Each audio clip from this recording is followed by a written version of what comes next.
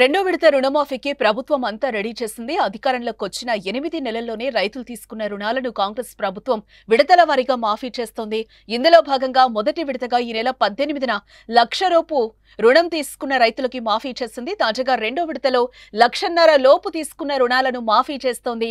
మంగళవారం మధ్యాహ్నం 12 గంటలకు శాసనసభ ప్రాంగణంలో ఏర్పాటు చేసే కార్యక్రమంలో 1.5 లక్షల వరకు ఉన్న రుణాల మాఫీకి ముఖ్యమంత్రి రేవంత్ రెడ్డి నిధులు విడుదల చేయనున్నారు.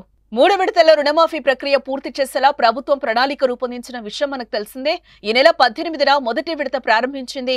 అందులో సుమారు 10.83 లక్షల కుటుంబాలకు చెందిన 11.34 లక్షల ఖాతాల్లో 6,035 కోట్లు జమ చేసినట్లుగా సర్కార్ పేర్కొంది.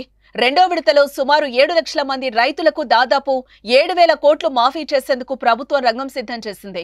రెండో విడతలో భాగంగా 1,50,000 రుణమాఫీని ఈ నెలాఖరులోపు చేస్తామని సీఎం రేవంత్ రెడ్డి చెప్పిన ప్రకారం అనుకున్న సమయానికి అమలు చేసేందుకు చర్యలు తీసుకున్నారు. రైతుల రుణమాఫీ కోసం మొత్తంగా 31,000 కోట్లను ఖర్చు చేయనున్నారు. మూడో విడత రుణమాఫీకి 15,000 కోట్లు అవసరమని ప్రభుత్వం అంచనా వేసింది. వీటిని ఆగస్టు మొదటి వారం లేదంటే రెండో వారంలో చెల్లించనుంది.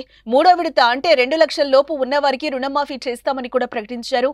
దీంతో రాష్ట్రంలోని రైతులు ఈ వర్షాకాలం పూర్తి కాకముందే 2 లక్షల రుణమాఫీ అవుతున్నందుకు చాలా సంతోషంగా ఉందన్నారు.